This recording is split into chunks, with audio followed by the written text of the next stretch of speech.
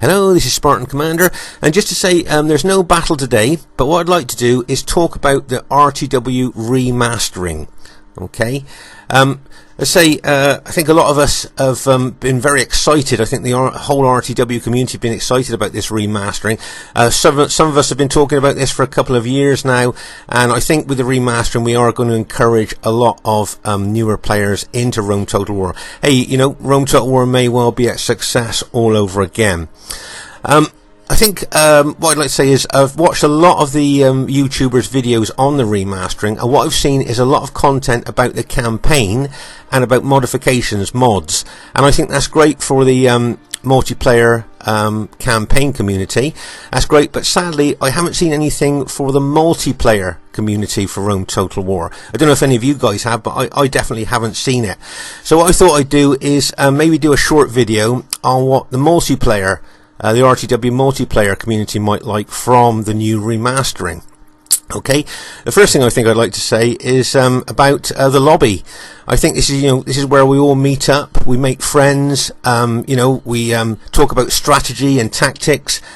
We make clans there, and we plan our multiplayer battles. So I think the lobby is very, very important.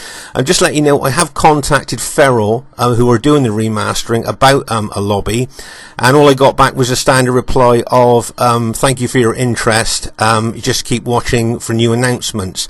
So I'm hoping that the lobby is going to be there, as this is just a remastering and not a new game, and the lobby was in the original game, so I'm hoping that the lobby will be in the remastering. As I say, it's not a new game, so it should be in the remastering.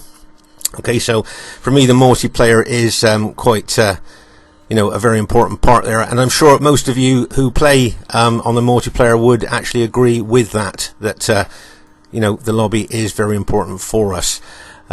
So it'll be interesting to see if they do add the lobby. So let's just go on to the multiplayer here, just have a look at the lobby there. And as I say, it's only, I think it's about 9:15 in the morning, so it's very quiet in the lobby, as you can see there. So you can see this is where we talk to each other, for those of you who haven't played Rome Total War before, and that's the names of all the players in the lobby there, so you can talk to them, and that's where all the games go up there as well. So as I say, the lobby is, as I say, I think very important to a lot of the multiplayer community there. Okay, so if we go into the single player, here's another subject I'd like to talk to you about, and that is the maps. Did you know that here there are 34 Rome Total War maps, the original maps that came with the game back in 2004 there, so that's, as I say, 34 maps there. But if you actually look at each one of those maps, how many maps do we actually play on here in the multiplayer community? Syrian grassy flatlands, Syrian flats, because those maps are flat and equal to both teams there. And if we look through the others, Germanic Forest, that's another flat map there. Maybe Nordic Woodlands, that's pretty flat, might have a little slope on there. And the Pripyat March is reasonably flat, but it's got a lot of trees, so it's difficult to see your units within the trees there. But really, out of all those maps for the multiplayer community, maybe we might host on maybe 5 maps maybe out of 34. So what I was hoping is they're going to start looking at more more adventurous maps for us. Like I'd like to see an island map, for instance. I think I've talked about this before, with an island map with maybe 4 or 5 waiting points. So the attacking team's got to be very strategic and tactical about how they would attack the island using those waiting points. And of course the defending team would also have to be tactical on how to defend the island. Imagine a big island map with maybe a broken down abandoned fortress on it, with woods as well, maybe, where you could hide units. So I'm just trying to think of more adventurous, exciting maps that they could make for us to play on the new remastering. It'd be interesting to see, and I think the more adventurous and exciting maps that they can build, the more that will attract newer players, which is what I think they're after here, obviously, is to attract new players. So I think the maps are very, very important. And as I say, I think there's so much scope that you can make so many interesting and exciting maps. So I've just given a couple of ideas there with the island maps, but they could really make a big difference there with the maps. Okay, so here's something else I thought I'd talk about. Do you guys think that we would like maybe a couple more factions Is that something that you think would be quite good? You know, a couple more factions with their own specifications and things like that for us to get used to. Is that something you would like? Also, how about one faction? At the moment, you can only have one faction, the same faction on each team. You can't have the same faction on both teams. So here, if you see, on team 1 you've got Carthage and Julii, and if I try and put Carthage and Julii on team 3, you know, now we know what's going to happen here. If you try that to do that, right, what's going to come up? Of course, armies of the same factions must be on the same team. So Julii couldn't be on both teams and Carthage couldn't be on both teams. But why is that?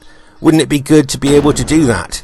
So, you know, you could just, like, Carthage could be, one Carthage could be bright white, the other Carthage could be a dull white, so you could still see whose Carthage was on each team. The same with Julii, you could have a bright red on one team and a dull red on the other team, so you could still tell which Julii was on each team, if you know on which team, if you see what I mean. So I think actually one faction on the same faction on both teams fighting each other is a possibility that they can actually add. So there you go, guys. I don't know what you thought about maybe a couple more different factions and the same factions being on each team to be able to fight each other. So I think that could be an interesting addition they could add to it as well. So if we just go back now to the beginning there, just to sum up here. So I think blood and gore would also be a good thing. I've looked at the battle videos, and the graphics now are so good. When you zoom in on them fighting, the one thing that's missing is the blood, as the soldiers kill each other. So I think blood and gore would be a really good thing to add to the game, and also I think that would attract modern computer players. You know, that's what they kind of expect. Also, I was thinking, what about a multiplayer campaign? How would that go down with you? So, just ideas here that, Pharaoh could really make the RTW remastering absolutely fantastic. And what I was wondering was, I just wondered what your thoughts are in the multiplayer community especially, but to anybody that plays Rome Total War, what would you like to see with this remastering? Please leave your thoughts in the comments. And also, I'd like your thoughts on my ideas for what they can add to the, to Rome Total War remastering as well.